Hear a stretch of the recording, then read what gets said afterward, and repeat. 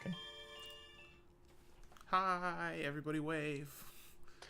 Hello, everyone, and welcome to the Demonplague. I'm James Introcaso. I'm your dungeon master. I go by he, him.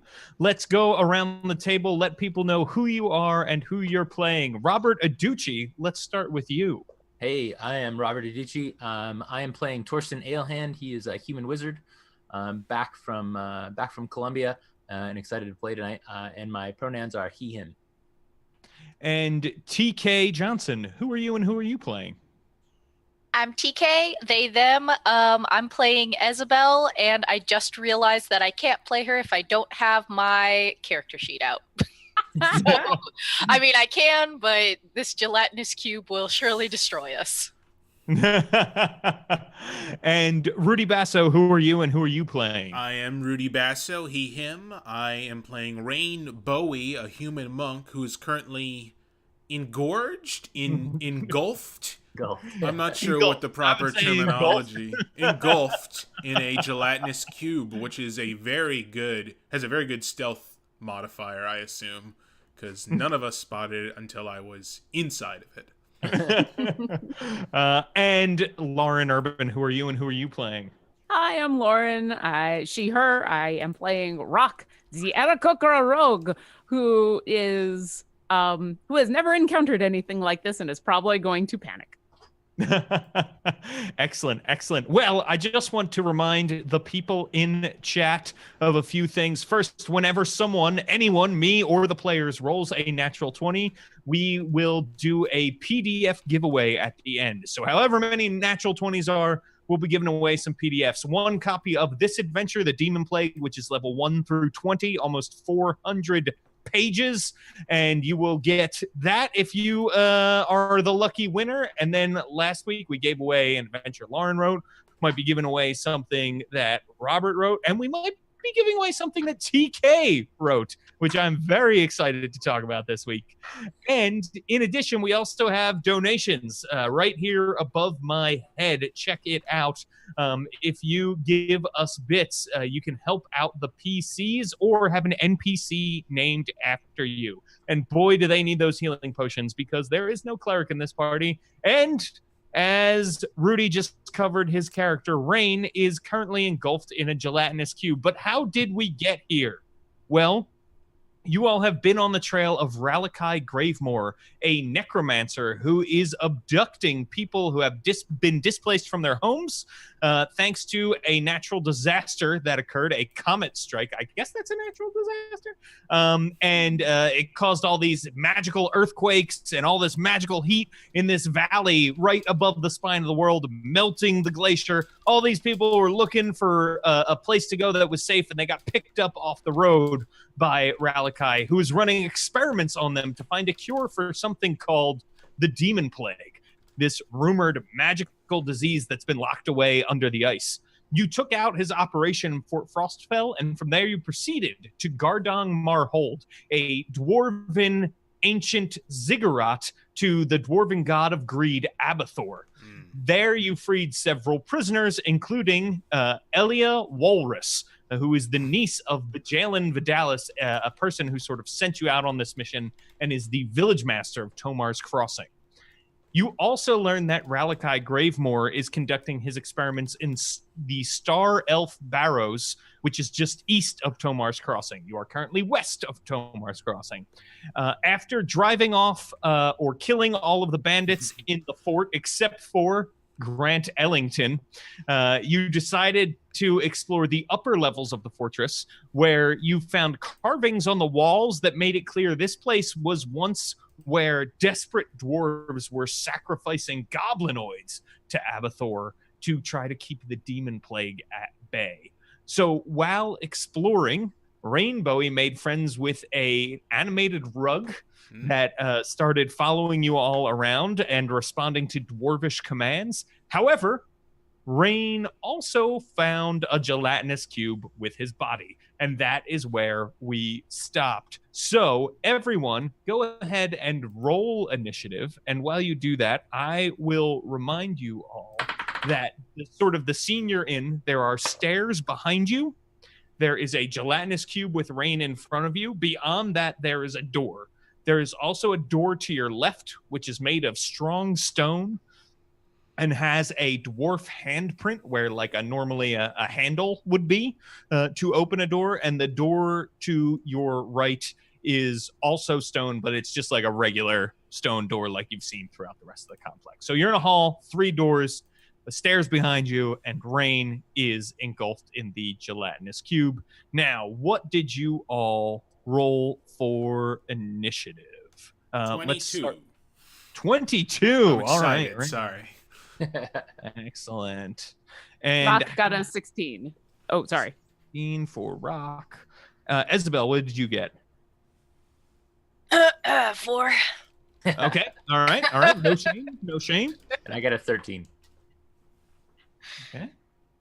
13. Maybe Isabel's just waiting for this gelatinous cube to also offer to be Rain's friend. Yes. And Sacrifice. And hang on, I got to roll for the rug. Good.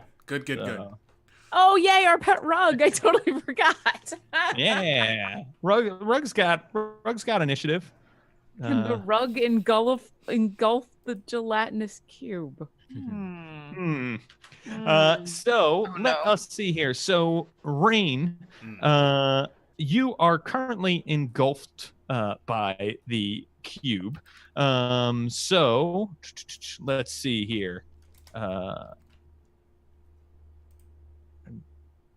So at the moment, you were just engulfed, which means you take 10 acid damage. Jeez. Okay. Ouch. And now it is your turn. Okay. Well, first off, I would like to scream in horrific pain. Your mouth fills with acid ooze. Oh, cool. Okay. Engulfed in this cube, just pouring down into your lungs and stomach. It's going to give you heartburn later. It's terrible. Yeah. Should have thought that one through before acting. Okay. You do gain inspiration, though, for screaming. Cool. Nice. Screaming is always an inspirational action, apparently. That is. So, well, when you're covered in ooze, yeah. Is this a grapple, or what does it mean to be engulfed by a gelatinous cube, mechanics-wise? So if you want to get out of the ooze, you can make a strength check. Ooh. Yeah. But isn't this a dexterous move to swim out of the gelatinous cube? Strength, I'm glad you asked, is a strength-based ability, swimming. Okay. But yes, it is. So it's just a straight strength check to break free of the cube, and it is your action to do so. Action. Well, seeing as how I have 9 hit points remaining, I took 10 hit points last turn. I think I'm gonna go with the strength check. I have rolled a 16. Okay, so you manage to, you see Rain swimming, comes out of the front of the cube, spitting up ooze that he had inhaled earlier. So Rain, that is your action. You still have a bonus action if you would like to take it, and a move, of course. Okay, I want to move away from the gelatinous cube. Okay. Behind Isabel are you and Rock, and just behind everybody. Just I don't think you can disengage as a bonus action, right? No, maybe later, but definitely not yet. I'm technically engaged with it. Okay. I can use inspiration to make an enemy re-roll an attack roll on me. Is that right or no? No. Okay, that's a Rudy house rule. All right, fine. Then I'll stay engaged. I'll just continue to lay on the floor vomiting acid profusely and crying.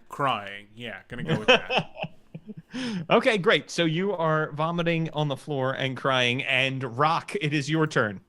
Okay, how far away is this gelatinous cube from us? Oh, about 10 feet. Okay, and how wide? You said this is a hallway with doors. How wide is this hallway? Oh, so the hall itself is 10 feet. You can see the gelatinous cube, which has pieces of Rain's flesh now sort of floating in it that have burned off, dissolving away. It takes up the entire width of the hall. Excellent. All right. But my friend is no longer grappled by this thing, and so if I shoot at it, I get sneak attack. Right? Yes, that is correct, because Rain is engaged. Yeah. So I'm gonna pull up my short bow. Rock is gonna go, what is that? And shoot at it. That's a 13 to hit. 13 does hit the gelatinous cube. I like it. It is very hard to miss the gelatinous cube. It's in the entire hallway. Okay. Yeah. So yay, sneak attack. So that's going to be, I'm up to 2d6, right? I'm just playing another rogue the other day, and so I'm like triple checking everything that I make sure I roll the right dice. Yeah, okay. So 11. That's 14 piercing damage. Okay. Yeah. So you see this arrow goes into the gelatinous cube, comes out the other end and hits the stone door and sort of falls covered in this jelly. And there's like a big, maybe $50 sized hole in the cube now. Awesome. And it is now. Well, I actually want to do one more thing because that was my action. So as my movement, if I move back a little bit, can I still see this thing? Yes. Yeah. All right. Yeah. I'd like to move back like 10 feet, not so far that I can't see the thing. And sure, then, you're right at the edge of the steps now that, you came down steps to get into this hall. You're at the edge of them. Yeah, I don't want to be close to this thing. And then as my bonus action, just in case everybody else wants to move away from this thing, I would like to use my insightful fighting. So I need it to make a deception check. Okay. You know how gelatinous cubes are great at deception. Yeah. They're absolutely great at it. I rolled the 5, so that's a total of 0. That's a 0 Wow. All right. on the deception check. So my insight check against it, I rolled a 16 plus 7. So I win. So that means all of my attacks against it now I get sneak attack on it for the next minute, even if nobody's next to it or I don't have advantage. So that's my full turn. I'm prepping for later. Excellent. That's I know what you're doing, sneaky cube of jelly. Yeah, it looks like it's maybe going to come forward, try to keep eating Rain and off. And with my insight, I can see that it's going to do that. I'm going to go, Rain, get out of there. It's going to keep coming forward. Torsten, you are here in the hall. You've been traveling along with everyone. So you see what's going on. There's this gelatinous cube trying to eat your friend Rain. All right. So if is it going to be any kind of action for me to kind of grab Rain, or could I do that as a free action? So basically, what I would like to do would be to basically disengage, go over, grab him, and pull him away. Yeah, you can totally do that if you I will do so. Okay, nice. Far back as I can. Nice. So Rain, and he's real easy. He's well lubricated now. So it's real easy to just slide him along the floor. What does that sound like? It definitely sounds like. Oh yeah. Sounds like a fist in a jar of mayonnaise. Definitely not going on the podcast. Oh come on. Yeah. Rudy Basso's favorite thing are mouth noises. I live for DM Foley. It makes sense. So yeah, you pull him along the floor and manage to get him to the edge of the steps. You're right next to Rock. Right. And the gelatinous cube comes forward, making its way towards Isabel. Isabel, the gelatinous cube wants to give you a delightful hug. But you are just a little too far away, right at the edge. Oh my gosh, yay. Oh no, wait, it gets to move its speed and then move its speed again as part of the engulf action. Why and so would you do this? It does that, indeed. It does attempt to engulf you. Make a dexterity saving throw. What did I do? I just want to know. Listen, I'm just a facilitator for fun and storytelling. And Jello. Are you mad at me? No. Oh no. Oh no. Well, that's a 3. Okay. All right, well, so the cube does indeed engulf Isabel. Comes around her. Tell my Isabel, grandbaby I love him. you take 10 acid damage, and you are engulfed. While engulfed, you can't breathe, and you are restrained.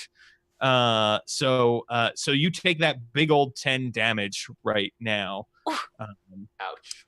That's all that happens though for now. The cube does continue to move forward in the hall towards the rest of you, with Isabel sort of floating suspended in it. At this point, the cube is maybe a good like 10 feet away from the rest of you now, who have all moved back. Like a 1950s half-orc Jello mold. Exactly. Jello dessert. Isabel, good news though, it's your turn. So cool. Well, Isabel's gonna try and swim out of there, but she's gonna go towards the back of the cube, away from the party. Okay, so you're gonna try to swim out the other side of the cube. Straight strength check. I can do that. I can do that thing. You're the one. I got a 22. Nice. Yeah, so you burst out the back. And you are now behind the gelatinous cube, which sort of like slows its roll. Like now it doesn't know where to go. Yeah, Who to I'm engulf. cool with that. I'm cool with that, as long as it's like assault from both sides. She's gonna take a little lie down on the floor right now, though. She's having a hard time. Excellent. I'd like to think that like she gets engulfed in this thing, but then she's so good at getting out the other side that she tries for a moment to like make it look like she did that on purpose. Like, oh no, what am I gonna later, suckers? Exactly. Yeah. Okay, yeah, she's gonna have a little lie down. She's a little tired. Oh. So what do you all have to say to this rug? It is now the rug's turn in initiative. So Rain, I guess that question goes more for you. What are you ordering the rug to do? All right, I'll say in Dwarvish, attack that thing. Are you pointing at something in specific? Or are you just the gelatinous cube? Okay, you point at the cube. The I rug. say that thing hates Abathur. Abathor. Go ahead, and make a deception check for me, Rain. Since you're sending the rug into danger here. 9. Okay. The rug looks at you and shakes its tassels in a negative fashion, back and forth, and then starts sliding up the steps. All right, well, behind you. Guess we Smart weren't rug. as good a friend as I thought you were with me. But it is your turn now, It Rain. is my turn. I stand up covered in goop. Mhm. And the look in my eye says one thing: revenge! And I charge at it, and I punch it so much. All right, so you're going to punch the cube. I know no other means of attack. All right, go for it. I love it. 14. 14 hits. Haha. 6 damage. I'm in the Okay. groove, so I'm going to use a key point and hit it twice more, hopefully. Okay. 25 and 22. So the 14 hits for 6 damage, right? Yes. However, when you punch in, you feel the bite of acid on your fist, and you take 12 damage. Acid damage. As All you right, punch. that was not the smartest means of attacking. Down I go.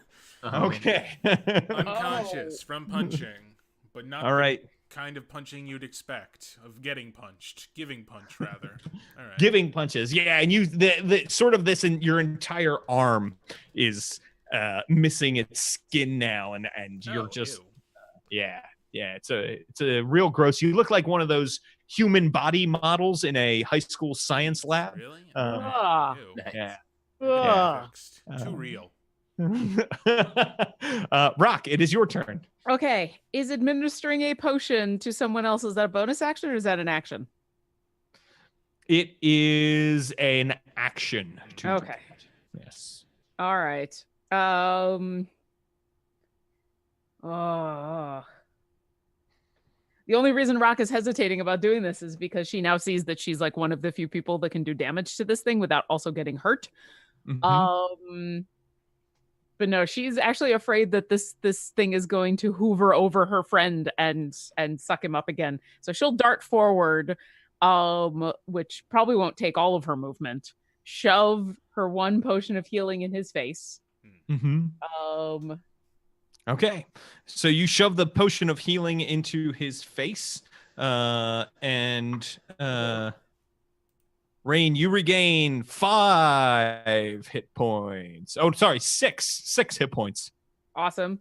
And then Never seen a nostril injection like that before.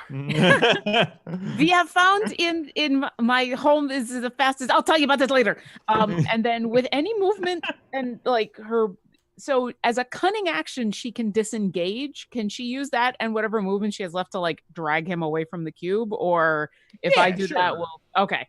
I'll allow that. He's essentially an object while he's unconscious. So, that makes sense. So yeah, so a cunning action. I think I have that now. Oh God, I should check that. You do. Level. Well, we're 3rd level, right? Yeah. Oh, Yeah, and you get it at 2nd level. Yes, bonus action. Excellent. So yes, I will disengage with him and pull him as far away as I can get. Now, my flying speed, I can fly to him. My flying speed is 50, but I'm assuming I have to walk if I'm dragging him because he's too heavy to carry. So I'll let you decide how far away I get. But well, you would definitely walk. You're right about that. And at this point, you would have to start going up the steps or through the cube. Those are kind of the 2 directions you have. Isobel is very good at that. I don't want to go through cube, but upstairs, far away as I can get with Rain. Yeah, and you can, you can take your full move dragging him. That's totally fine. And it is now Torsten's turn. So you said we're 3rd level. So did we gain a level last time? Yes. Yes. Cool. Yes. Yeah. Hi, welcome to 3rd level. Yay. So Torsten will kind of try to start backing up, following Rock, and he will whip out that magic missile wand that he has and point it at this oozing thing, sending off many charges. Let's see. Let me do a. I'll do it at 4th level. Okay. All right. So I think that's going to be. So it's normally 3, 4, 5, 6. So 64. Okay. So 4. Oh, nice. 8, 10, 11, 12, 13, 14, 15, 16, 17, 18, 19, 20, 21, 22 damage. Nice. Die. Yeah, and you see chunks of goo are splattering the floor and walls and ceilings as these magic darts hit this enormous cube, and it shakes kind of like ballistics gel in an episode of Mythbusters. And and what else would you like to do on your turn, Torsten? Just back up. Yeah. Okay. So you're all, the 3 of you are headed up the steps with the rug. Isabel is back there behind the cube. Let's see, which direction is the cube gonna go? Okay. So the cube turns around. Well, it doesn't turn around. It just starts moving back towards you, Isabel. Make another dexterity saving throw. Don't deserve this. I'm good. I pay my taxes. Look. Oh, I got a 16. Okay. So you are able to hop back. It's up to you if you want to like move to the side so the cube moves past you, or if you want to just keep hopping backwards. How would you like to sort of avoid the cube? All right, just breaking out real quick. Has Isabel got a good feel of what this hallway looks like beyond this cube? Am I going to hop downstairs? It ends at a door. It ended at a door. Yeah. So that is what you know. How far is the door from Isabel? You are going to be pushed up right back against it if you go all the way back. I'm going to go to the door. Okay. Sounds like a plan. That face. Oh, no. I am going to give you inspiration for that, Isabel. Okay. Yeah. So you are back now against the door. And let's see. It is your turn now. You're back there against the door. You're between a door and a gelatinous cube at the moment. And this is a stone door? Mm-hmm. And it has no discernible way of being opened, or? This one does. This is just a normal, it's like all the other doors you've seen in the ziggurat so far. All right. So I'd like to do a thing.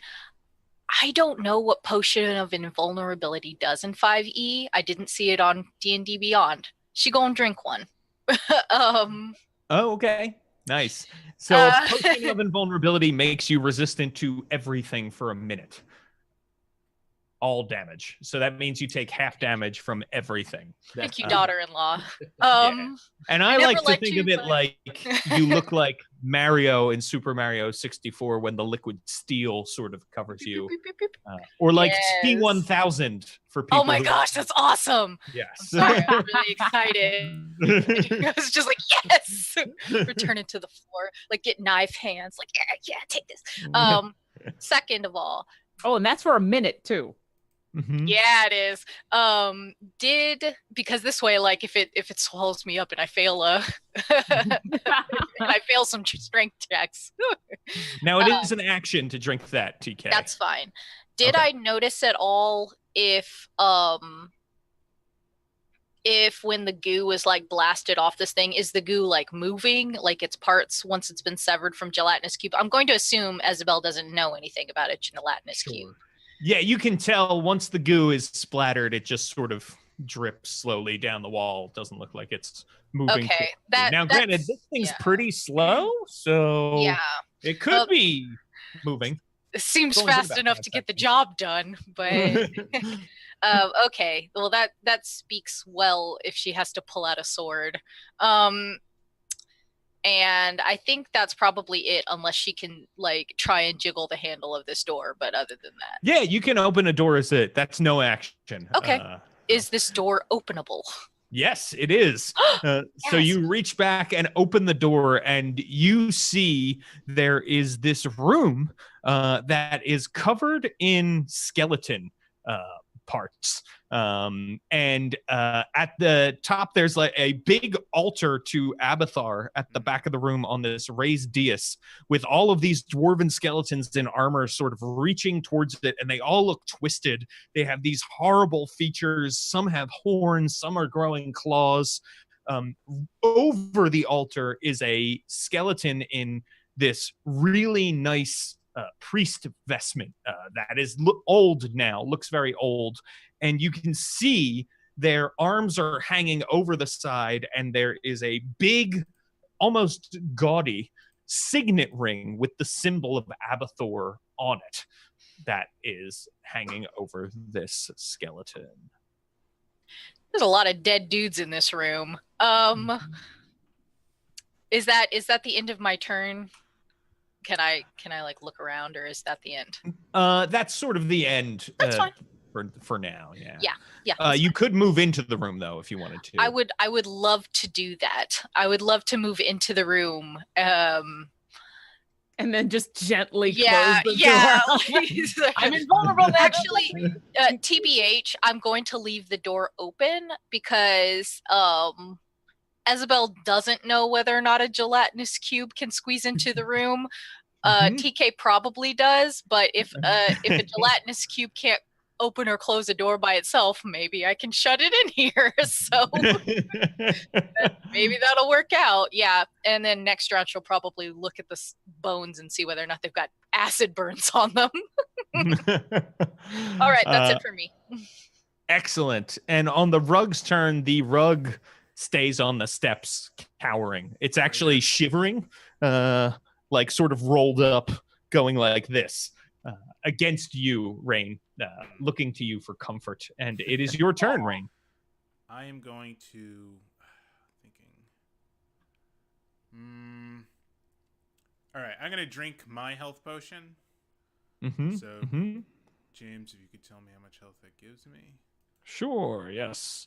You drink your health potion, and you get 5 hit points. Okay, that's fine. I'm going to stand up, and I'm going to take a few steps forward and get in between the cube and Rock and Torsten. So I'm in between them. So we'll have to go through me to get to them. Torsten, yeah. Gotcha.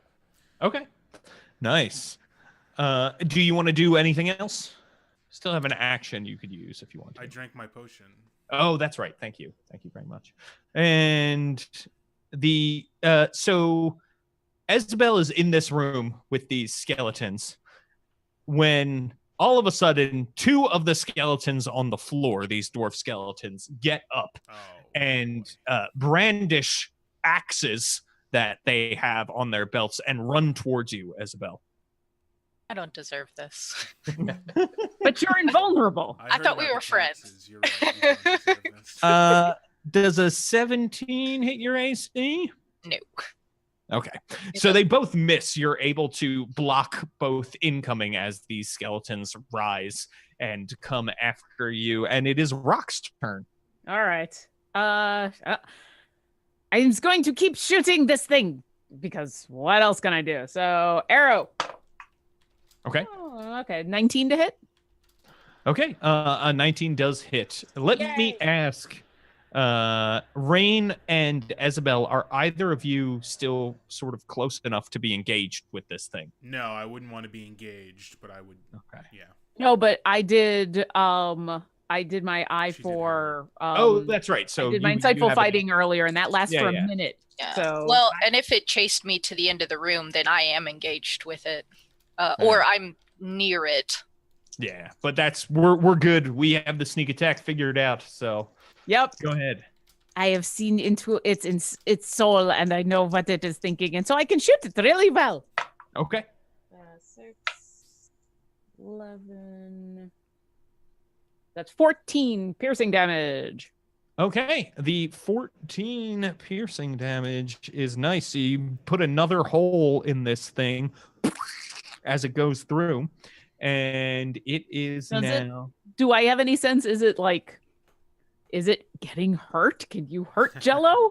Does it look like I'm doing actual damage? You're diminishing the size of this thing, and it is looking unstable. It's now wavering more as it's moving. So you get the feeling that this thing could collapse, perhaps, if you put a couple more holes in it. Okay, good to know. Mm-hmm. All right. Then nice. I am done. I'm just going to shoot it from back here. Okay, Torsten, you're up. All right, Torsten will kind of look a little dumbfounded, looking at Rain, who is badly damaged by this thing, and not wanting his friends to get any more hurt. He will use his most powerful spell, use his Witch Bolt again on this thing. So I need to make a range attack against it. Nice. 19. Yeah, that hits. All right, so I'm gonna do 7 lightning damage, and I will continue to kind of hold that, looking like the Emperor. Nice. Yeah, so Rain, there's this arc of energy that comes over your head and is shocking the gelatinous cube now. And it is the cube's turn. So the cube, let's see. Cube is still near Isabel, but when the skeletons rise, makes a move away from you, Isabel, and starts moving towards Rain. So, Isabel, you get to make an opportunity attack with the cube if you'd like. If I make an opportunity attack with the cube, will that open me up to the skeletons? It will not. Okay, I'm just checking because I'd have to turn my back to the skeletons to do that. Yes. So. Yeah. But you're an accomplished enough warrior that you sort of, I Just hold assume. my shield out Yeah. towards this. Thank you for that kindness. I would love to make an opportunity attack against a gelatinous cube with my my longsword +1. Go for it. Oh yay! I'm doing it, Mom. Are you proud of me? I got a dirty 20. Nice. That is a hit. Yay! I'm gonna roll this sweet D10. Wait, is this is a D8? I can't count sides. I did it. You counted sides. 6, but whatever. It was worth it. She looked cool. She just Definitely. like wheels around from where she's like got her shield. As soon as she sees an opening, she wheels over and just slash and then goes back. So Rain, this thing is coming towards you again. Make a dexterity save. 22. Oh, yeah. So, Rain, same question. Do you want to juke to the side and sort of press yourself against the wall and squeeze by this thing? Or do you want to back up with it? Back up. I just want to continue to remain in between it and my friends. Okay. So you're backing up. The cube comes for you and totally misses, but it pushes you back towards the stairs once again. And Isabel, it is your turn now.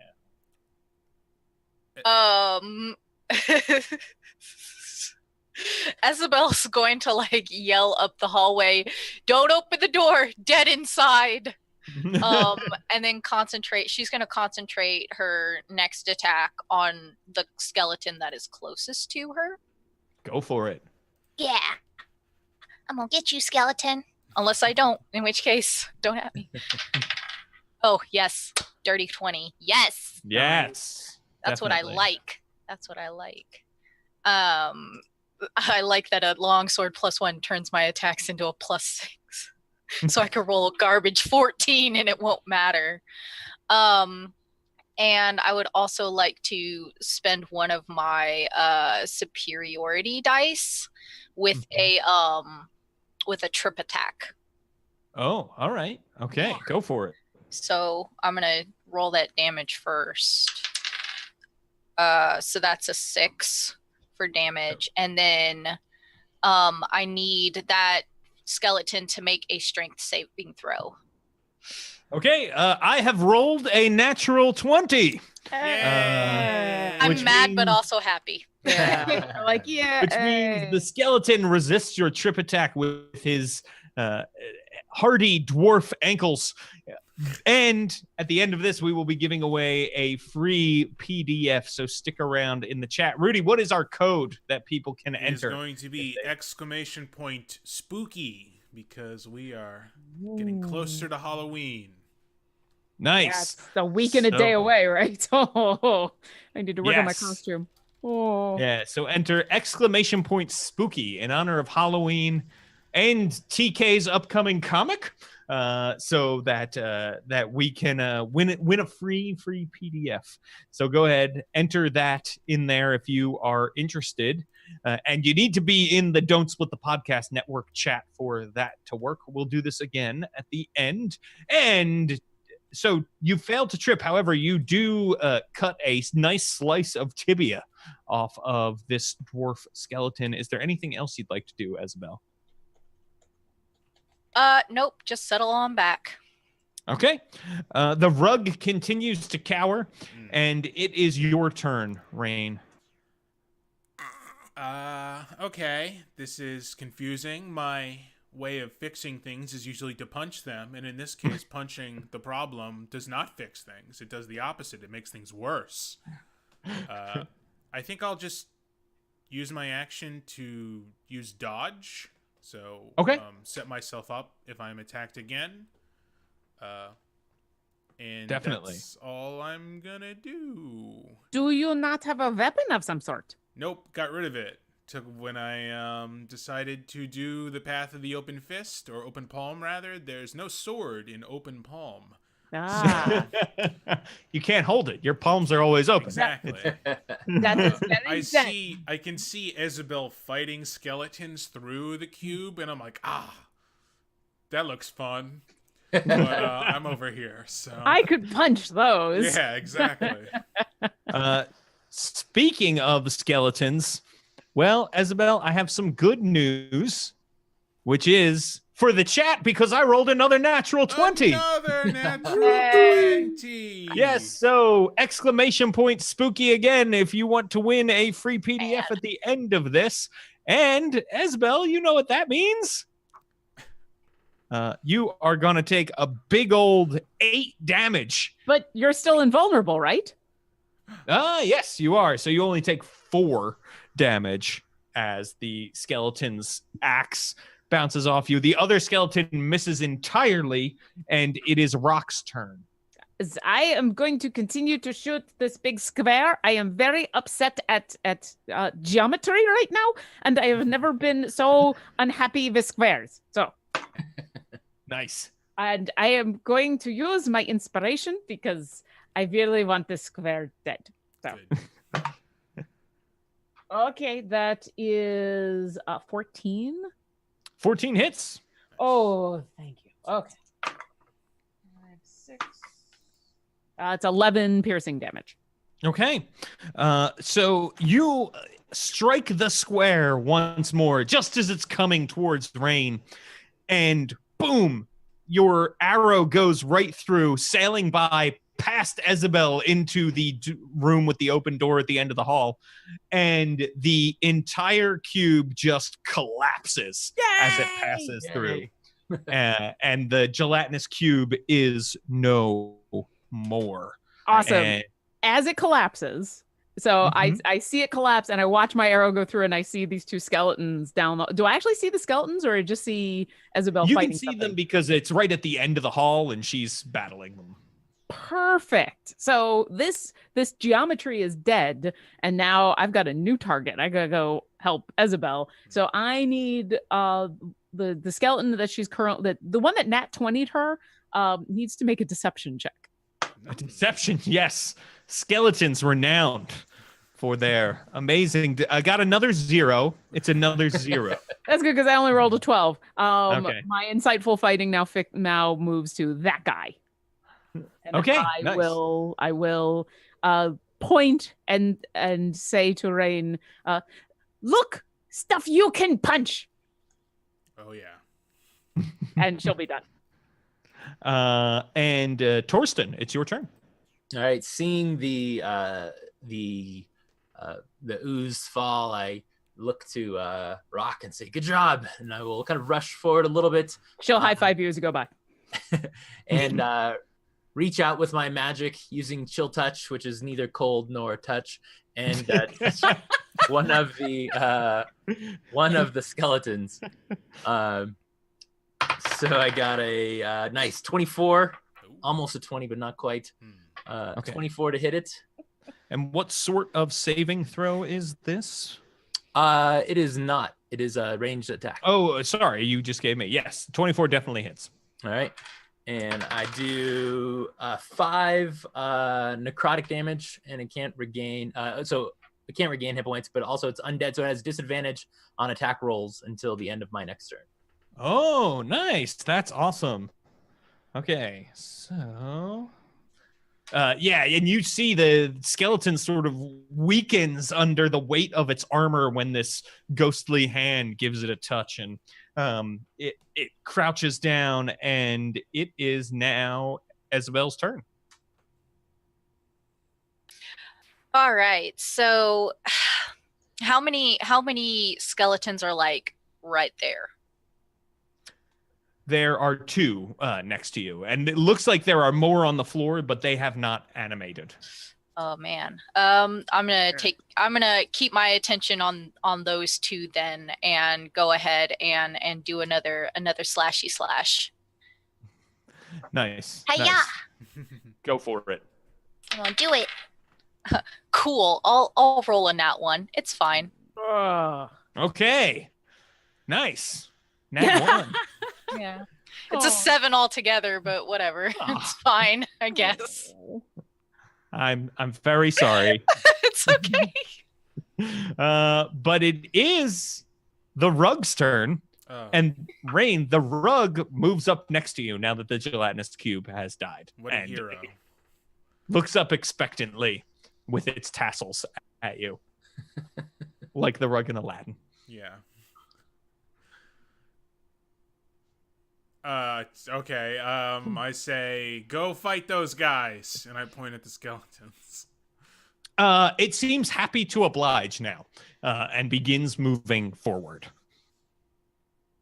into the area, and it is going to attack a skeleton. Oh, nice. Hey! Yeah, the skeleton that was harmed by Torsten, suddenly this rug crashes down on it and bones go everywhere as it sort of does a diving tackle off the floor on top of this skeleton.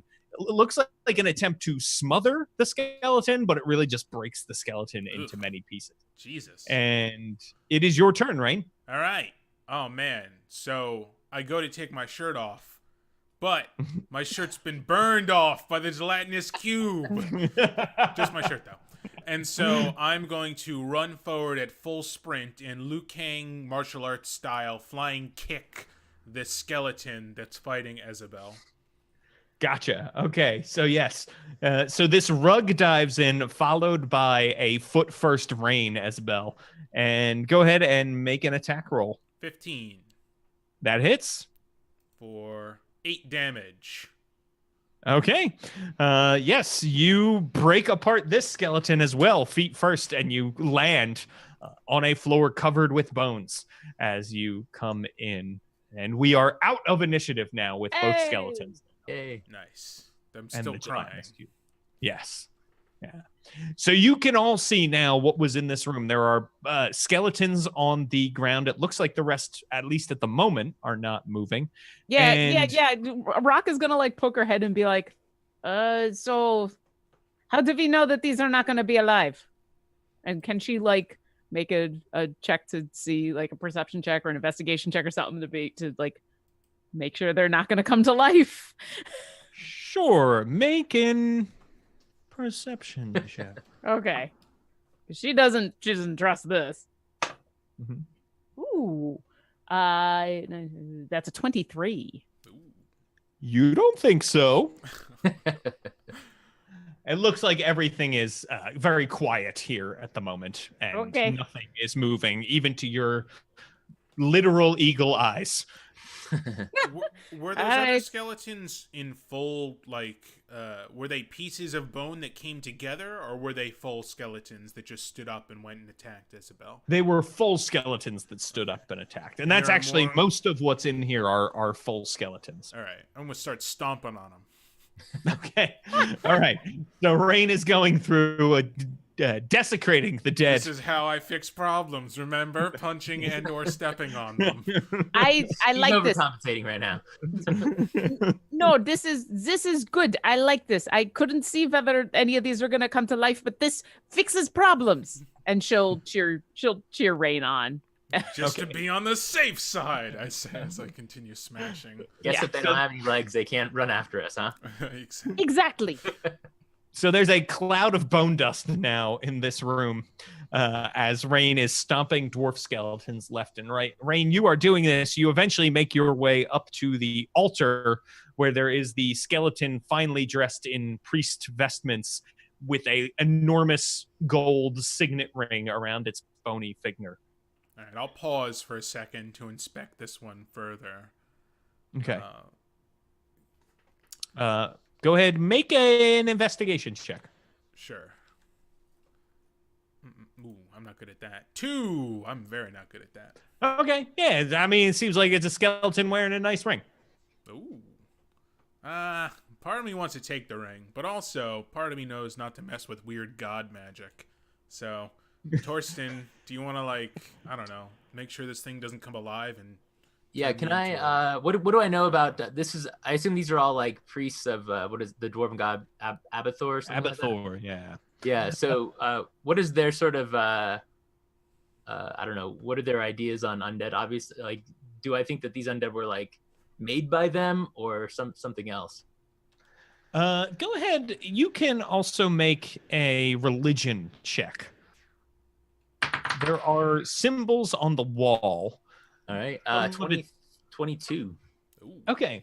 So you're able to piece together based on sort of what's been scratched. There are these weird drawings. They look almost occult, scratched into the wall. They don't look even for like an evil dwarf god. They don't really make a lot of sense. They look more abyssal in nature to you, more demonic. And it looks like essentially these people were at some point locked into this room. And it probably has something to do with the fact that they're all weird and mutated, because you can tell these aren't normal dwarf skeletons. These are super weird, gross, horned, demonic dwarf skeletons. I missed that point. All right. So I will share that with him. And then I say, this was evil, weird stuff going on here. I mean, can I bash this? What'll happen? I want to punch it. That is unclear. You're not really sure what'll happen if you bash it. However, the ring, you also note with your religion check, is an indicator that this is some sort of high priest. This is a high priest of. Would I say this is an evil god? Yeah, they're the dwarven god of greed. Yeah. Bill, search his pockets before you smash him. He's the only one wearing clothes. Yeah, it's true. Let's give him a pat down. Take what he's got. Yeah, Give that's me your actually wallet, guy. it's kind of weird. This feels like a Jonestown situation now. Is it? Yeah, all the that's a other good clothes are just gone. Or they got naked before they were put in here. No, but they this were one wearing guy- armor. They're wearing like rusty. Yeah, okay. Yeah, Yeah. but this is the only like the priest vestments. He's the only one wearing them. You said, right? Yes. Yeah. Yes. So Rock would so Rock is standing by the door, kind of keeping an eye on the hallway, and because she doesn't trust that something else is going to come out of a door, and she's like, "Yeah, no, let's get stuff and just go search his pockets or something. Do robes have pockets?" Yeah, some do. Well, I think searched she's the asking- pockets of these I think she's ones. asking Torsten because she's the only. Oh. She's like, well, he would know. He's another wizard. What you can see from this, one other thing, Robert, actually, that Torsten would know, is that for Abathor to have an enormous ziggurat built in their honor is really weird. Even as far as evil dwarf gods go, Abathor isn't like, you're normally not building a huge thing to him if you are a dwarf that lives above the ground. So that is very, very strange here. But it does look like this whole thing was about this ziggurat, the worship of Abathor. It seems like it was all about maybe delaying the Demonplague, trying to find a cure when this dwarf civilization was here in the valley. So when you go through the pockets, Rain, you managed to find, let's see here. You find a scroll in a scroll case and a bright blue potion as well when you pull them out. Can I identify the potion just by the color? You can not, unless you're proficient with alchemist tools. I am not. You know it's not a potion of healing, and you know it's not a potion of invulnerability because you've interacted with those already. Okay. Let's pop open this scroll and see what it says. All right. So when you do that, it is a spell scroll of protection from evil, from good and evil. I hand it to Torsten. I don't know how this thing works, but you probably do. All right. I will. I'll take it. And looking at it, and as I've been sort of praying to Eldath, especially this whole time of when all these crazy things have been happening, I'm actually taking my 3rd level in cleric. So I've got some spells now, and I can now I could use this scroll. What a hero. Thank you, Robert, for multi-classing into a healer. You get all of the extra anything forever and ever. Amen. Cheers to you, sir. The other thing that you notice when you are touching the robe, Rain, is that the robe actually lengthens and gets bigger and looks like now it could fit a human as you're touching it. Ew. I mean, ew. All right. I'm gonna take a closer look at the ring. I want to like poke it. Does it feel magical or weird or anything? When you poke the ring, it actually grows as well and slides off the stubby dwarf bone and sort of grows to fit what you think would be your finger very well. I pull my hand back very quickly. Okay. I do not like this. The signet, is it the I don't know, crest of Abathor or? Yeah, it's the holy symbol of Abathor. Okay. Well, I hate Abathor. I think he's a jerk. I punched the skeleton's head off. Okay. You do. Feels good. Do the robes, are they like symbols of Abathor on them, or are they just kind of priest robes? Like, they look like just nice white robes and really surprisingly clean for this room and all of the dead stuff in it. I will say, I don't know if we've mentioned this before, the symbol of Abathor is like a gem-encrusted short sword, basically. So that is what you're looking at. Were there stairs in this room or no? There are stairs, not in this room, but in the hall. Out in the hall, there were stairs. Yeah, we came down the stairs stairs leading up. Yeah, I was curious if there were stairs leading down, but it seems like this is just a big creepy room with a bunch of dead skeletons or dead dwarf skeletons. Yeah, there's no other way out of no this other way out. Okay. I'm cool with closing and resealing this forever or until we burn down the ziggurat, which I assume we will be doing because we are PCs in a Dungeons and Dragons campaign. Well, we were going to try to fill it with water, but that didn't work. Torsten, do you think we want to at least take the robe and the ring? They might be useful. I mean, if this place is creepy and needs Abathor stuff, is that useful for later? Probably, yeah. I would say let's take it and see what we can do with them. All right, you touch it. I'm not touching that. Say a prayer to Eldath and kind of put the stuff in my bag for now until I can get a better look at it. Yeah, and when you touch the robes, they adjust to your size, Torsten, as well.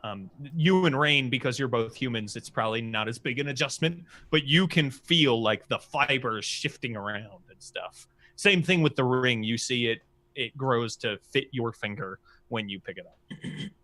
Okay. That's cool. Did you do that?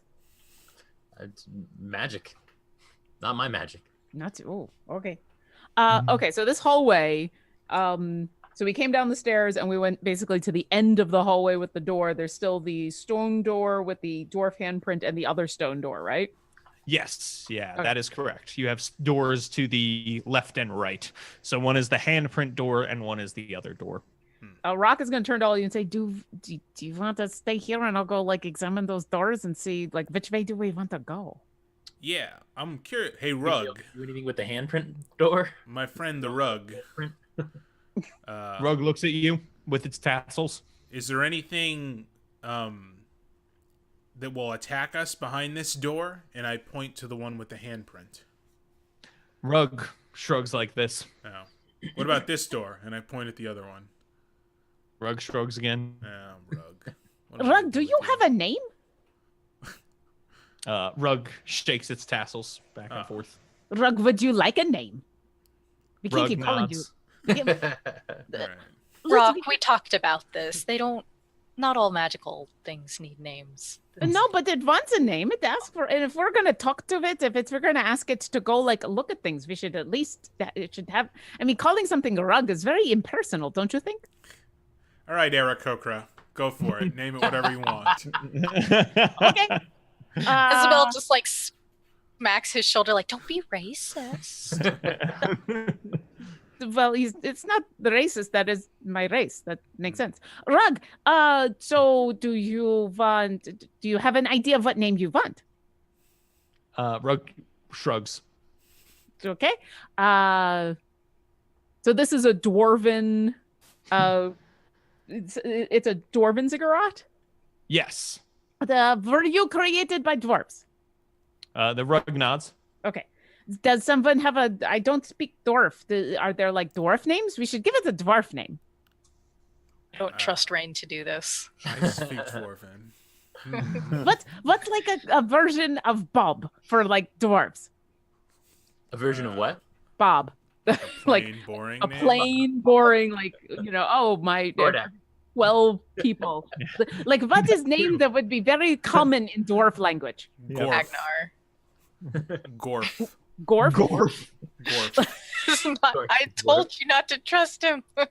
I'm just telling her what she wanted to hear. Yep, she turns back to the rug and says, would you like to be named Gvorf? Yeah, the rug nods vigorously at that. Gvorf. Gorf. You spell that G? G-O-R-F. Gorf. Oh, Gorf. Gorf. Oh, I thought the Gorf. verb of it. Okay. Gorf, So it's, you are now named Gorf. And welcome Yes. to our little adventuring party. Gorf I'm the gonna go- dwarf. Gorf, the The rug moves The its rug tassels together in a clapping motion to like Nice. clap and applaud that it is part of the adventuring party now. Rock will immediately do that with her wings and then be like, okay, everybody stay here. I'm going to go check out door with weird handprint. And she's going to go investigate the door. Mm-hmm. Okay. Well, while she does this, how do the other party members look as far as damage? I'm okay. I drank 2 health potions, so I'm cool to throw down some more without going down immediately. I'm great. How about you as well? I'm about 50%. All right. I will then, kind of feeling that renewed energy in Eldath, I will say a prayer to Eldath and reach out to Isabel. Nice. And Little prayer to Elda. let me give you a cure light wounds. Ooh. Or cure wounds, sorry. Oh, I was about to say cure light wounds. Yeah, we're yeah. going old school. Old school, yeah. So that's gonna be 8 hit points back. Nice. Nice. All right, so Rock is gonna come up to the stone door with the dwarf handprint on it, and she wants to investigate the hell out of this thing, like check for traps, see if it's open, see if it's got any markings or anything on it, kind of really look it over before she touches anything. Gotcha. So you have plenty of time right now, it seems, to One would hope. check this whole thing out. So you don't even need to roll. You're checking it out, and you get your hand close to it, or your talons close to it, and you can feel, Rock, the door is almost incredibly cold when you get close. You can't feel it until you're almost right there, but then it's like painful almost how cold it is. And you're just, half an inch away when that feeling carts. And you get the feeling that if you touch this door, you will be freezer burned in the worst possible way. Okay. And there's no other handle. There's no other markings. There's just dwarf handprint and block of ice. Mm-hmm. Okay. Rock knows not to stick her hands on cold things. She, like most other Aarakocra, licked metal things when she was young and got her tongue stuck to stuff, and she knows better. So she's going to fly like you do.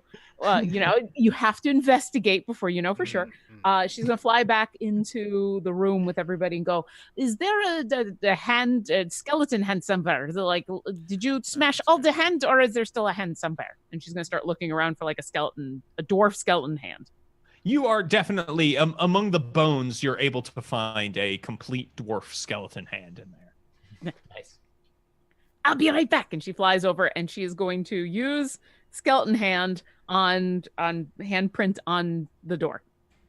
Okay, so when you press the hand onto the door, you can feel the door give way a bit, and then suddenly the hand becomes very cold and brittle and shatters. Okay. So it felt like you were almost able to open it, Duke. Okay. Hey guys, I need another hand. The rug tosses you another hand. She'll just Assembly try line it of hands. again. Thanks, Gorf. And she'll just do it again just to see. Does it like advance the door open a little bit more, or is it the same kind of thing? Go ahead this time. Make me another investigation check Sure. while you're doing this. What are the rest of you doing at this point? I'll come up behind her and kind of just watch, like look at the door to see if there's any like arcane sigils on there or anything like that.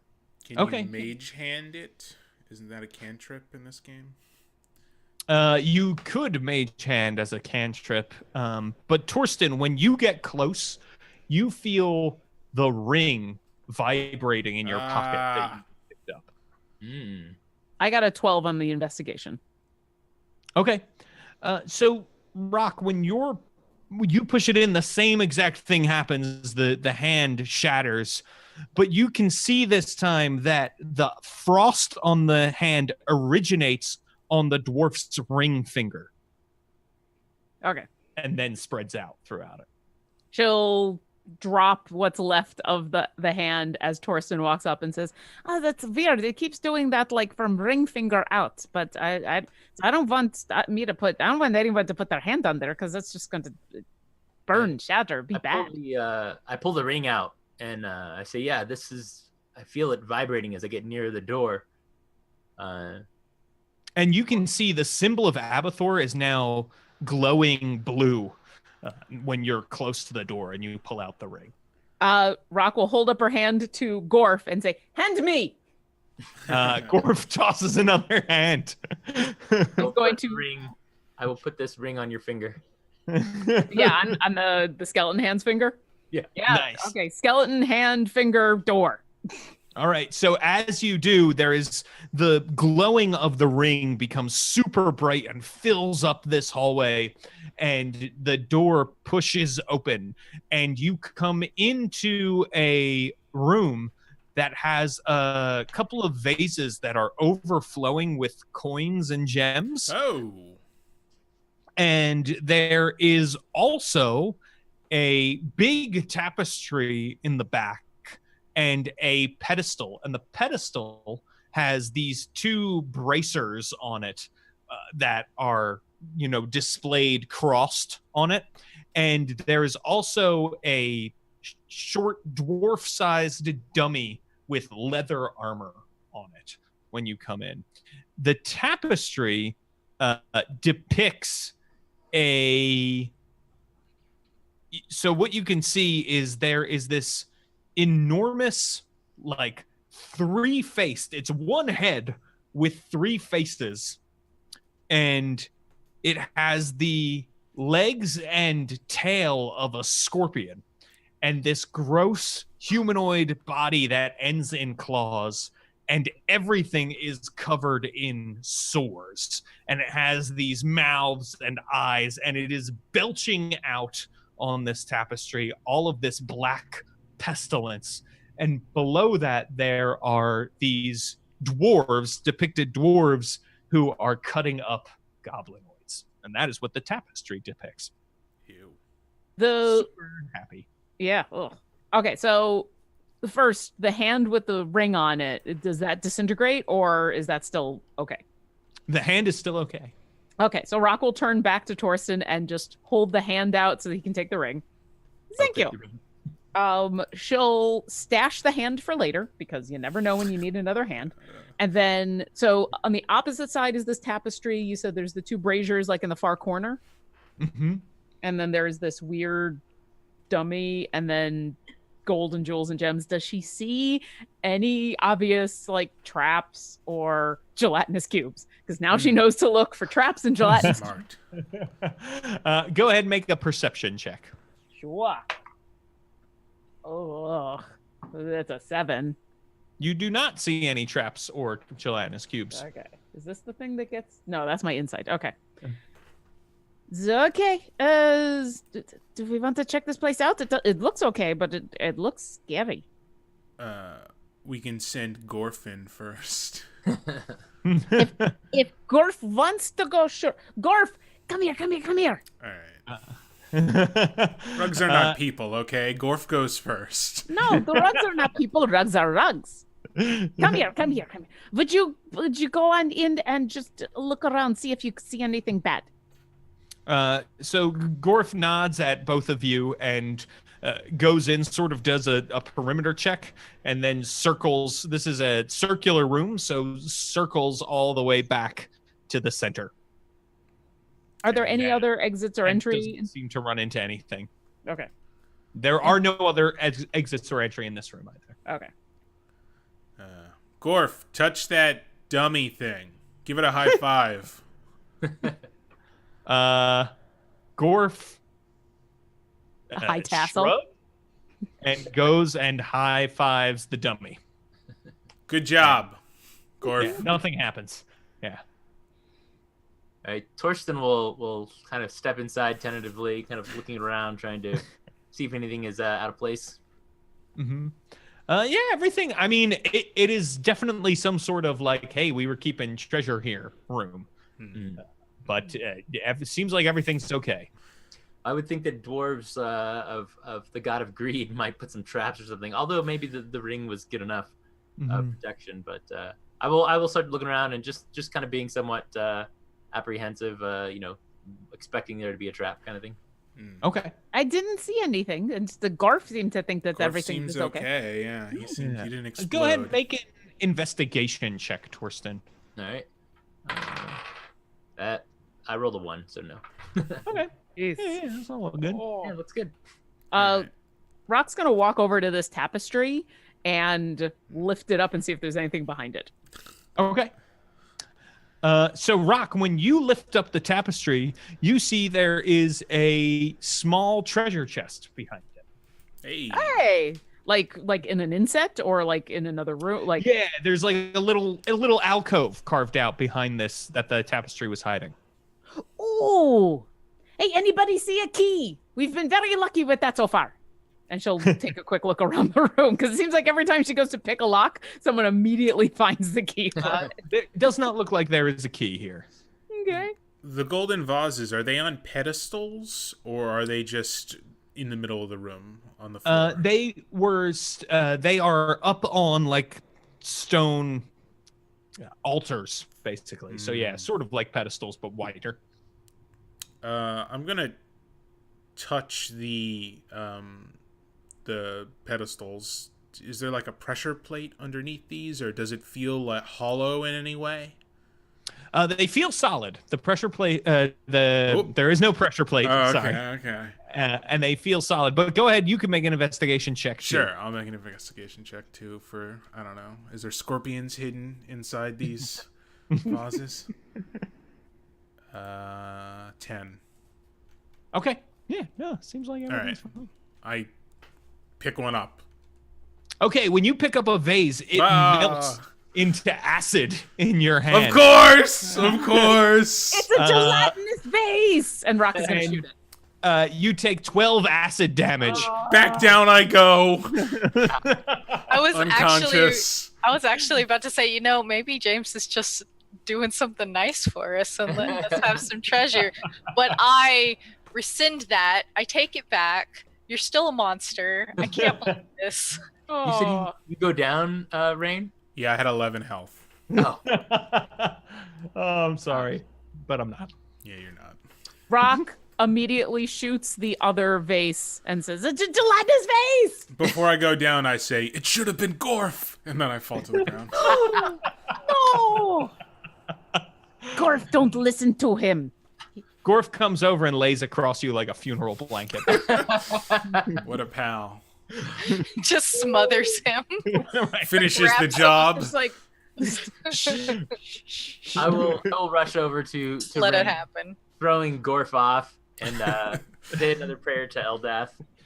Reach down and heal him for 6 points of damage. Great, thank you. Nice. thank your God for you, Torsten. If I shoot the other vase, does it also turn into a gelatinous vase? The other one also melts into acid when it is touched. Well, Isabel's just gonna walk around and swing the sword into stuff, and So eventually, all these gently, things like tip. sizzle and disappear. Okay. Everything? But so are you just doing the vases, Isabel?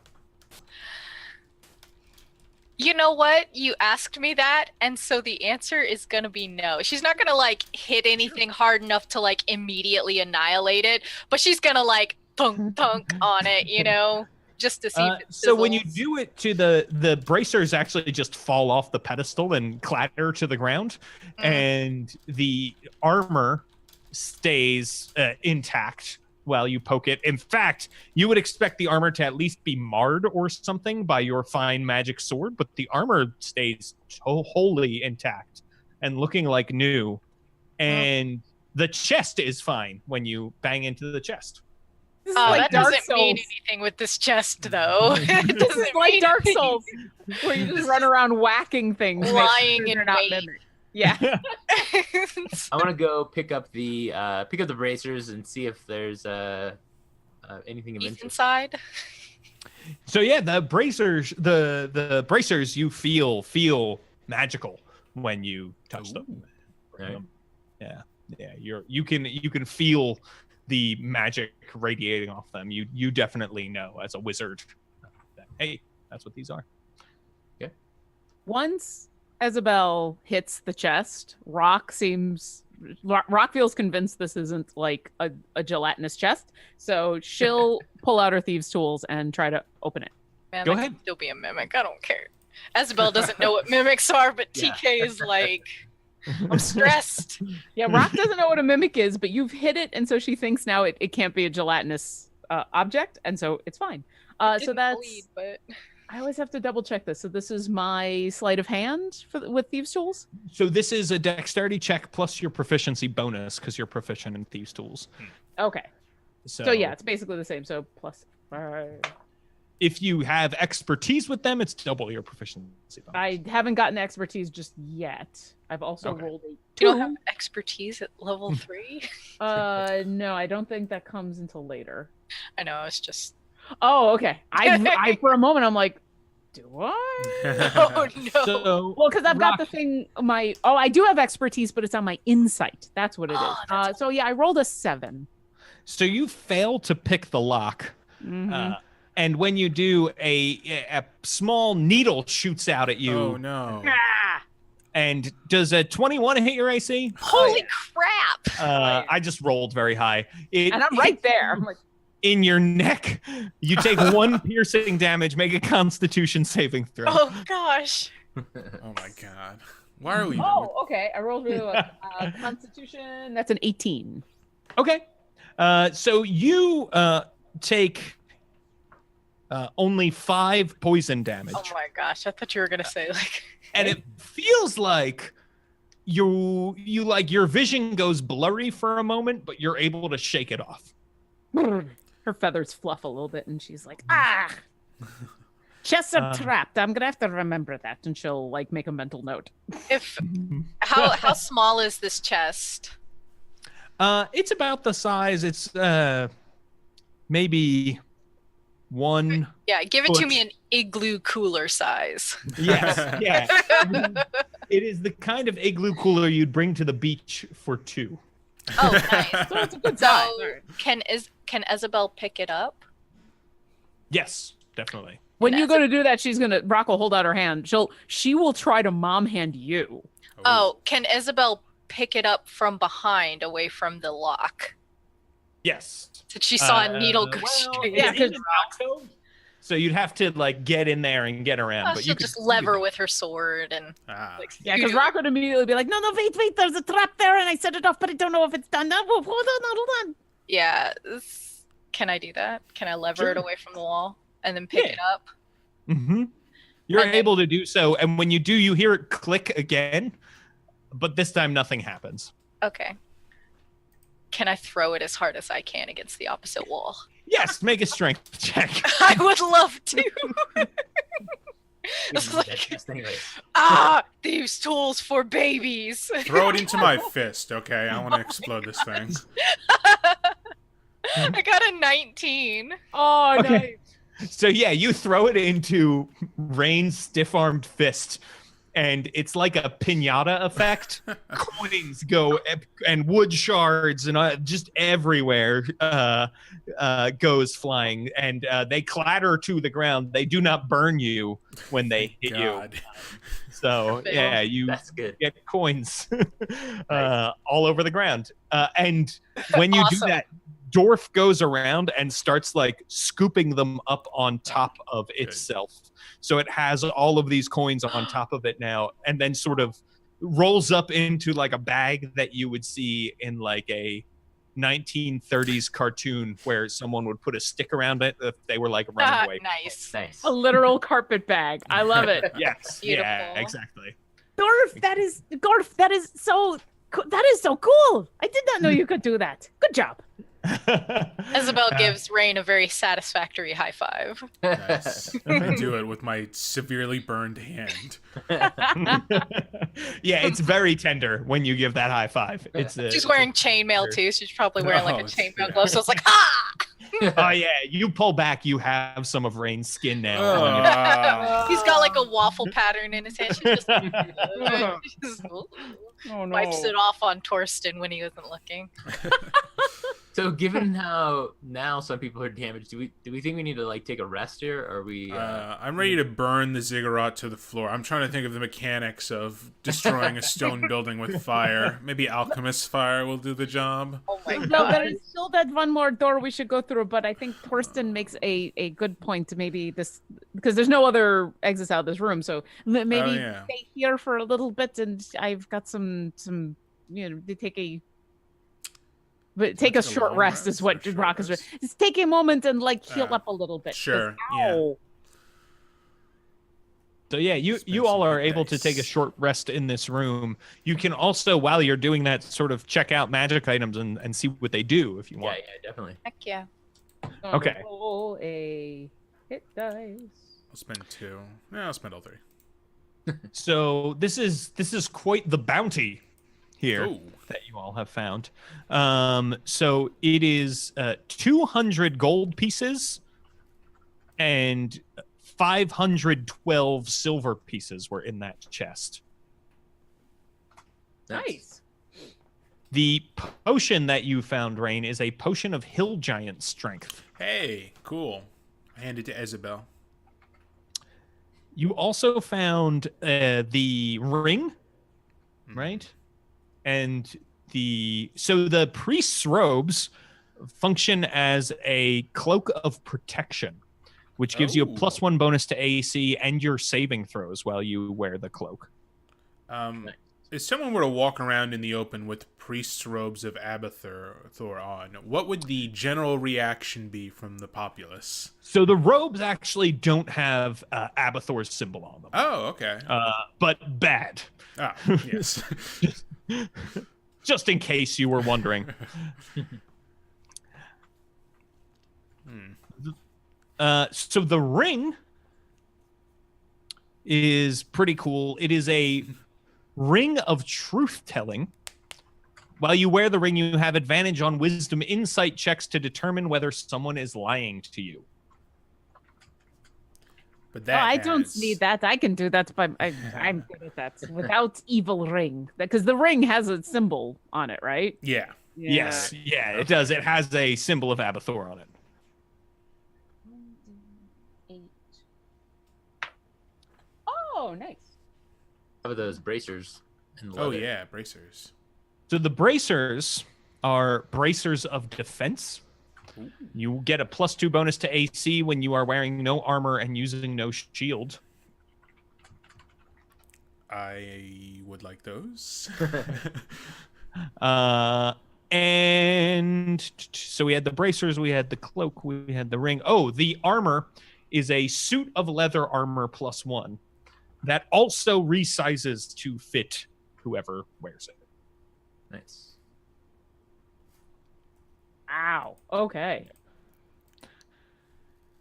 Are any of those attunement items?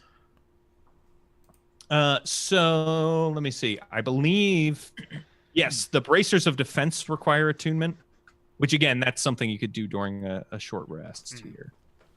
The cloak of protection requires attunement. Let me see. And the other one was the ring of truth telling. Also requires attunement. And the armor? Does not. The armor does not. Okay. Is the suit of leather armor, is that considered light armor? It is. Rock's kind of eyeing that armor. I would like the bracers, as I do Yeah, not wear armor. Yeah, that makes total sense for you. And Torsten, because I'm assuming Torsten is the one like examining this stuff and like passing it out. So, Torsten, what do you think? Like, is there anything here that would be useful for you, or Isabel? Is there anything you would like? Yeah, I mean, you're welcome to take a leather armor. I could also use a leather armor now that I'm more in line with Eldath, but the robes would be great for me too. And I mean, I would use the ring if we needed to, but I don't like that symbol on it. But you know, if it helps in the good of things, it's probably okay. Yeah, if we need to, we can pull it out. But I don't think having that. I don't think Eldath would be happy either if you were to wear. It's an attunement. It's an attunement item. So. Oh, is it? It is. Yeah. So you would need to wear it. Then. You would need to attune to it and be wearing it to get its benefit before you can just slip it on. You can't just whip it out and use it. All right, it's your call. Again, I don't know how your god would feel about you wearing an evil god's ring on your finger. I wonder if we could cover it up. If we could like stick like carve off the symbol Put some tape. or Some or tape on, like right? stick some wax on there so it's covered up so no one sees but it it is. I mean, I trust that if you put it on, you're not suddenly going to become evil, but other people might not think that. Sure. It's going to kill your political career real quick. Yeah, definitely the robes. I wanna I'll don those. Okay. Isabel, I'm assuming you probably don't want to downgrade to leather armor. I'm cool. Okay. And I'm sorry, it's studded leather, not just. Oh, right. Ooh. But it's still considered light? Still considered light armor. Okay, then I can wear it. I will take that studded leather armor +1 because I could use it. And Rock, when you pick it up, it grows like in a way that accommodates your wings. So nice. So there you go. Ooh, cool. Yeah, and so that is your haul from this place, which is pretty nice. cool. All right. And I have rolled some hit dice, so I am back up to full. Okay. Is everybody else finished with their short rest? Yeah, I'm at 16 health, so Okay. that's most of it. So where would you like to go now? I guess the third door, right? It's the last, or we Yeah. can go down to the first floor and try and go up. But we're already That's here, true. so Yeah. So are you gonna who's opening this door? is there Just a checking. like a slit in the bottom? Do you understand what I mean? Or is it completely?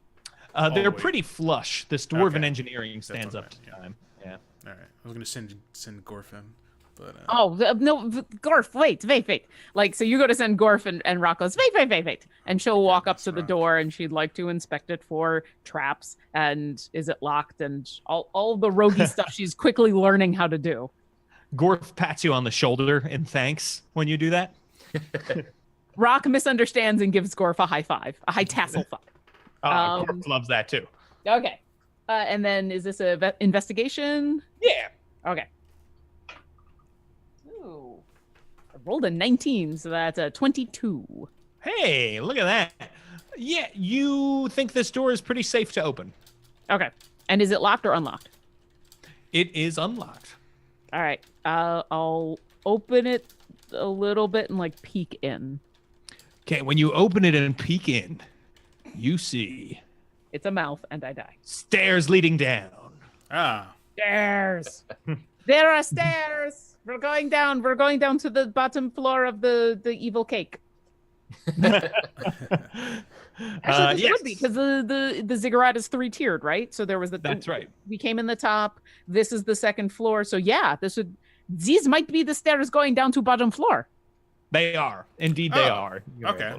Yeah, Hey, I still want to be careful as we're going on down. Like Rock will scout ahead a little bit and make sure. Yeah. And you're scouting ahead, but eventually you come into a room that you recognize. This is where you saw the stairs going up, and you are able. You know exactly where you are, and you would be able to make it back to the prisoners and Grant Ellington if you wanted to. The prisoners who you have subsequently freed, of course, or go anywhere else you want in the ziggurat. You sort of have the whole layout now. Nice.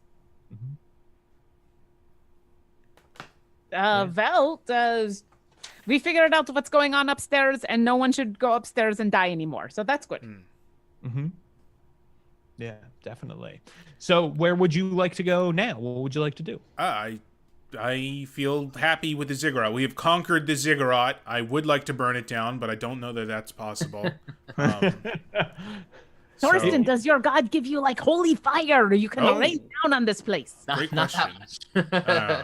Soon, I'm sure soon you will have such powers. Well, then I guess, are the prisoners well rested? They had a night. Yeah, the prisoners, if you come back, the prisoners are fresh as a daisy. Grant Ellington looks a little less sad than last you left him. And tells you that he's been talking with the prisoners. They seem to have opened up to Grant a little bit, like they've warmed up to him, and maybe they're forgiving him for past transgressions of imprisoning them. Okay. So, well, we'll see what the law decides, but it's nice that the people have forgiven him. Mm-hmm. The people are a little freaked out by the rug with the symbol of Abathor woven into it. That's right. I totally forgot.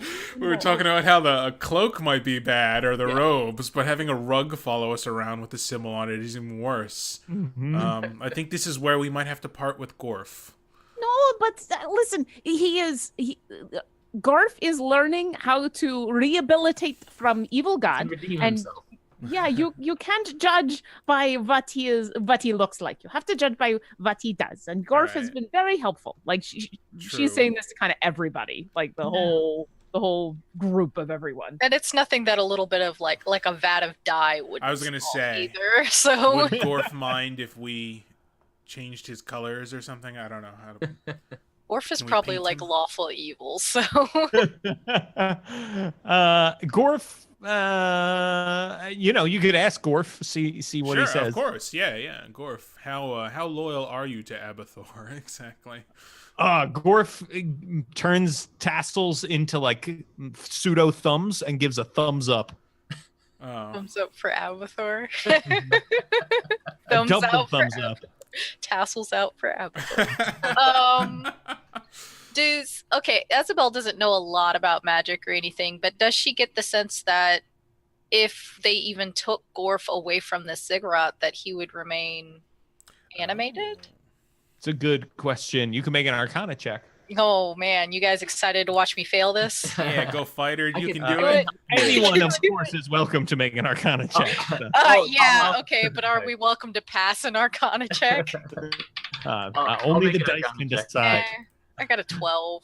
Okay, I get a 17. Yeah, okay, so the 12 would tell you that you're pretty sure this Gorf is still going to be active when you move away from the ziggurat.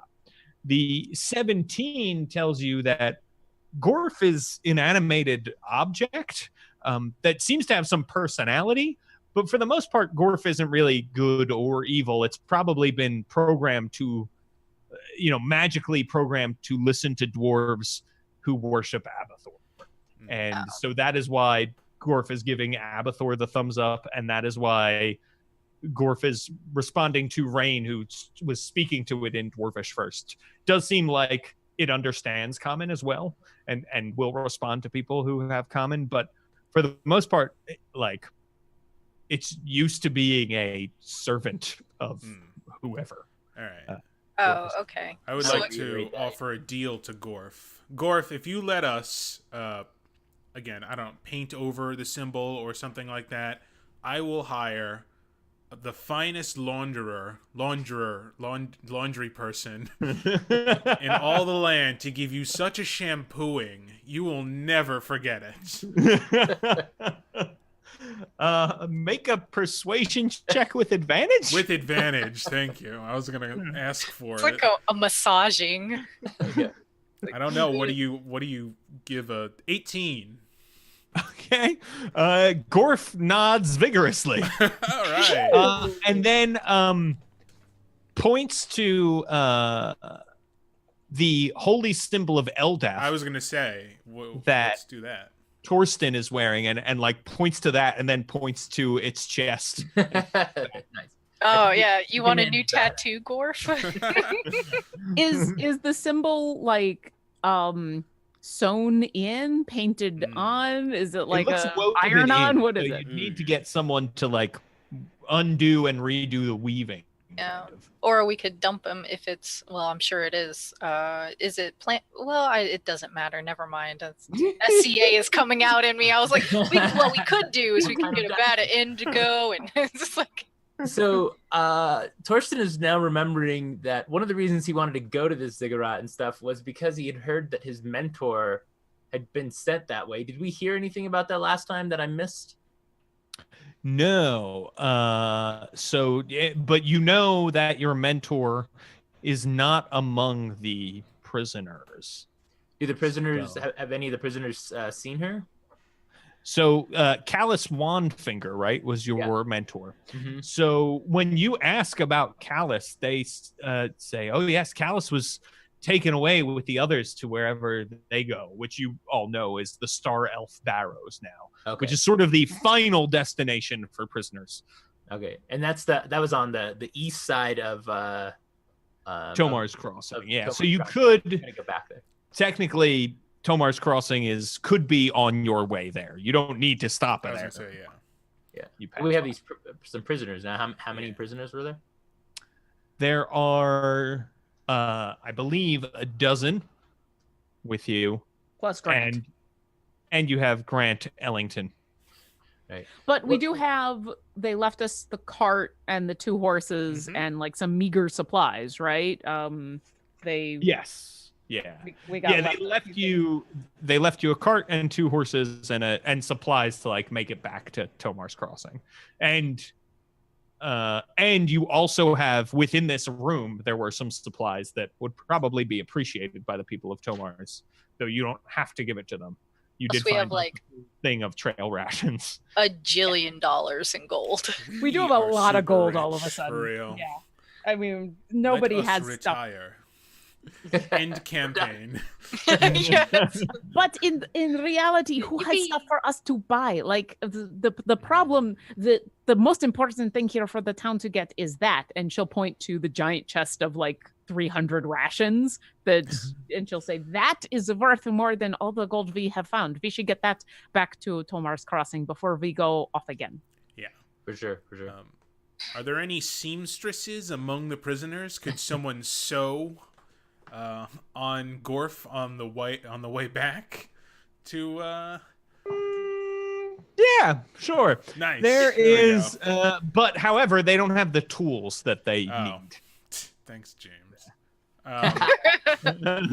Cool. All right. Well, I think we'll be all right for. Okay. You can probably convince the town to let him slide for a little while. that's true. They say that they could rip the symbol out, and then Gorf would have a big hole in the middle of it. Will Gorf still be functional? I don't know. I don't want to risk it. Right. I mean, not that I care about the stupid carpet, but still, you know. Okay. We named it. Yeah, You- it's yeah. named. I was asked for a name. How would you feel if we talked about not caring about Sparkle or Twilight or Dusk? How dare you? By the way, I call shotgun on Dusk because You you have can't a pet call rug now. Dusk chooses Right. you, okay? You don't choose Dusk. Well, you have a pet rug now, so That's true. I do have a pet rug. How long would it take for a competent seamstress to remove the symbol and sew in Torsten's god?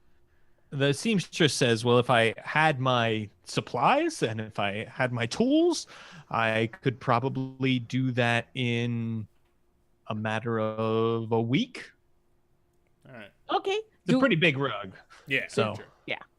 All right. Well, when we get back, I will give you some money to buy you tools, and then you can do that for Gorf, right? Because Gorf needs a new outfit. Well, you could really just give her rations. They are the most valuable thing we have. she nods and says, "You saved my life. I'll do it for free. I just need the equipment." Well, yeah, I figure we're not only getting a new outfit for Gorf, but we're setting up another person who has a valuable skill, right? Like, if we're playing SimCity here, this is someone who, like, seamstress. Got it. This is an investment in the town, in the community. Absolutely. There you go. Yes. Absolutely. So Rock will insist on getting, like, I don't know how much these tools are going to cost. A couple gold will probably totally outfit this person forever and ever. So she'll do that and be like, yes, when we get back to town, we'll get you all set up. And then when Garth had like a week off, we'll take care of that. She's a vote too, remember? And I look at Torsten. Right. Vote for Gorf. Vote for no. Let's not get crazy now. Yeah. Yeah, can Gorfleet? I mean, technically, you can't be like, no, you can't do it because you're not human. So. But I am not human either. Yeah, that's what I'm saying. Like, you are can not Gorf human. run? Yeah. So Elia Walrus comes. Oh yeah, her. Over. And she says, "I don't mean to. This is a fascinating conversation about rugs, and I'm very, very excited that you all have found a new friend. But the actual humanoids here who are alive are terrified for our lives.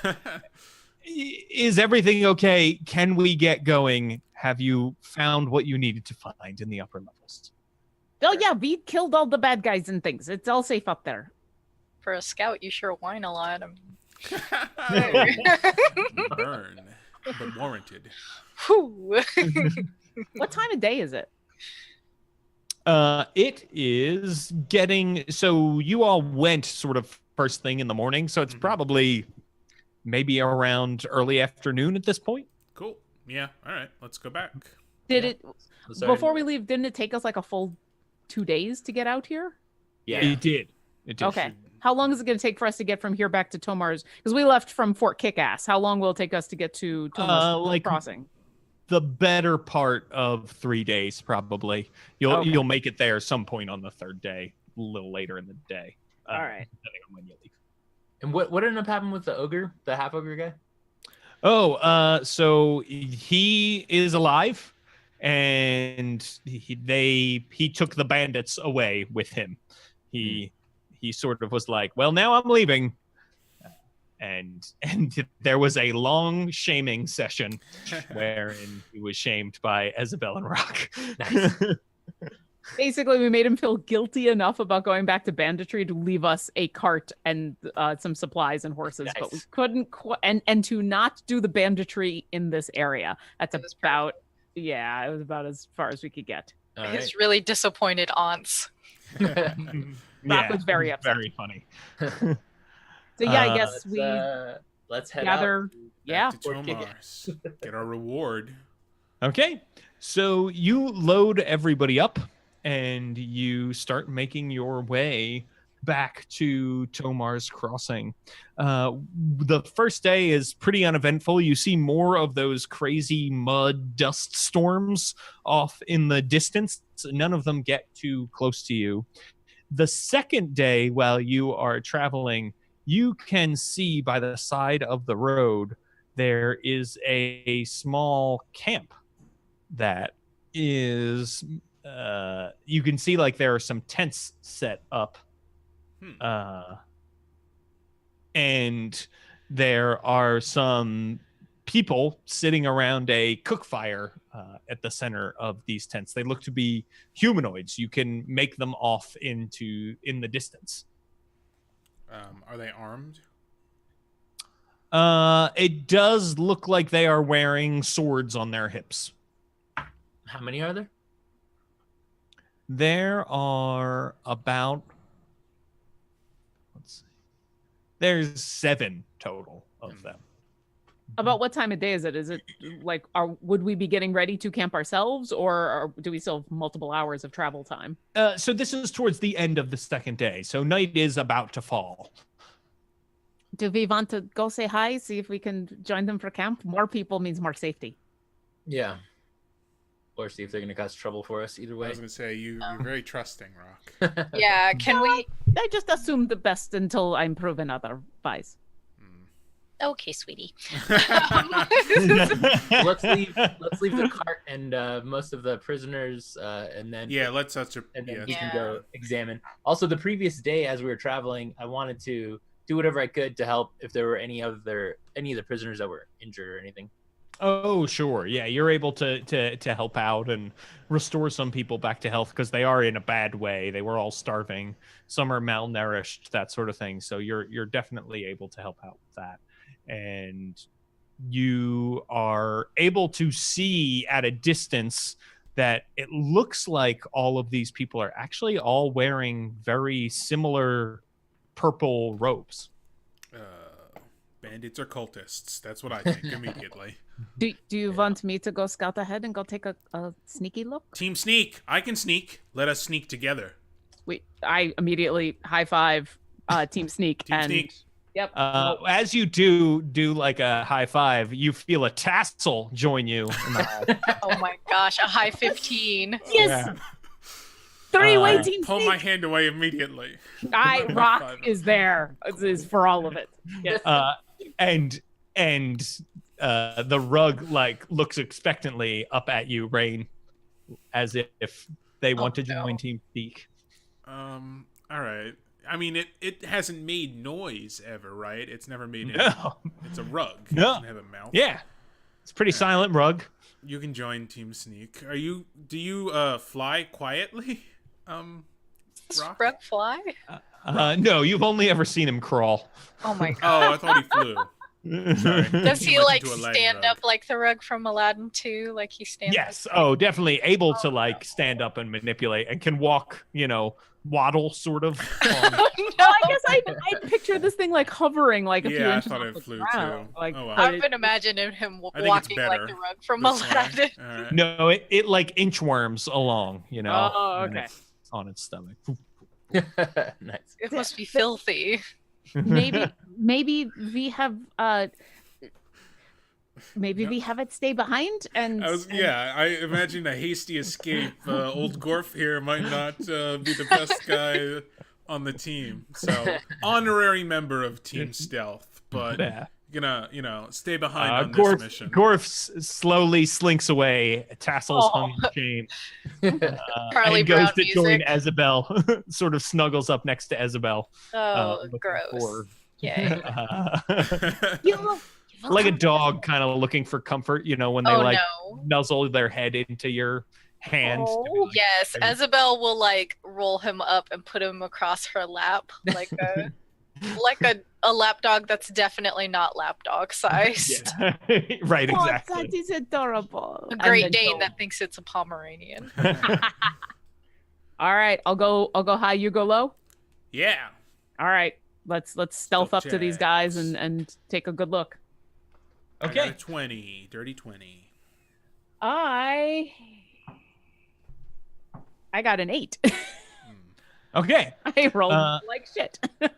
So, Rain, as you get close, you can hear that there is one person who is wearing a like big pointy witch hat, I guess is the best way to describe it, like a wide brimmed hat with a big point that's also purple.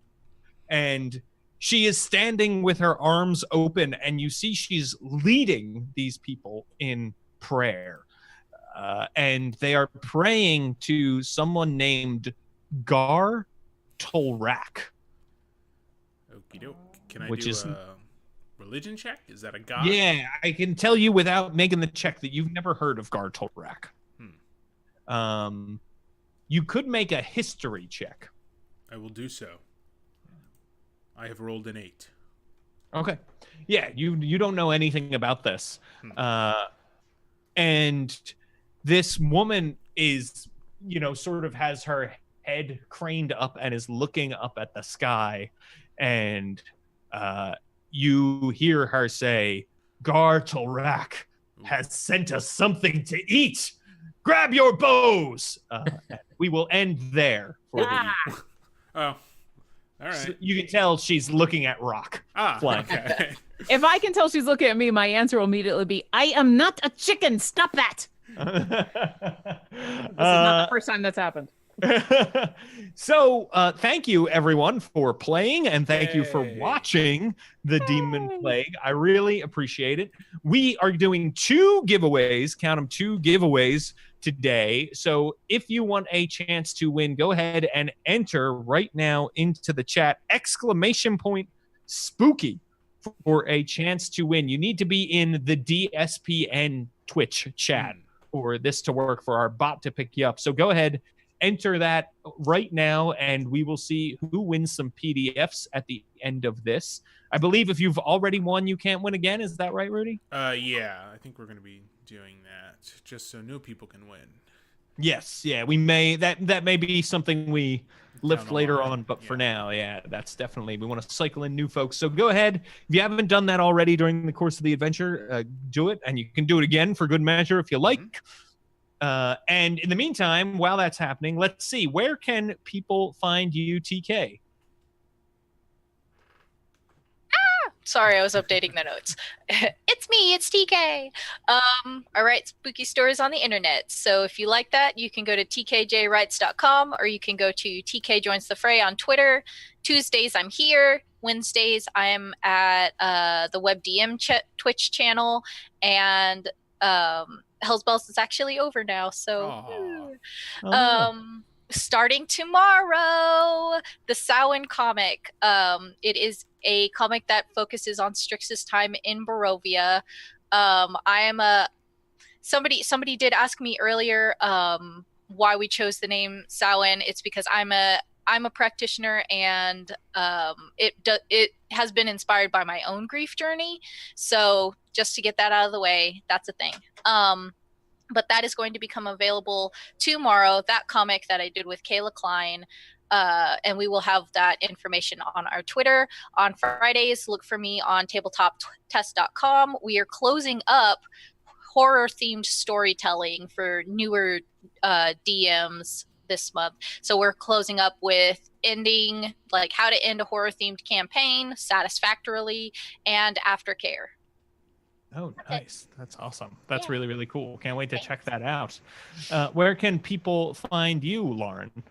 Hi, I'm Lauren. I go by Obo Crazy online. You can find me on Twitter at Obo Crazy. I am the community manager for D&D Beyond. So stop by D&D Beyond and sing the theme song, because we love it when you do that. It's awesome. You can also find me as the DM for Dungeon Drunks, which is a podcast that releases every Monday, and also the DM for Clerical Error, which is usually on the D&D channel on Wednesdays at 2. This week we're going to have a rerun because the vast majority of my players are off to TwitchCon. So we'll have a rerun going on.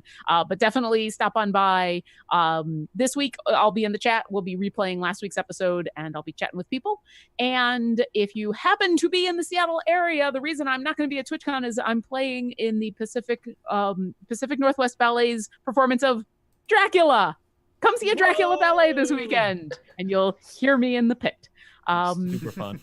Yeah, I know, right? Like, I wish I could go to TwitchCon, but also Dracula ballet, so I can't be upset. Definitely. Yeah, and hi.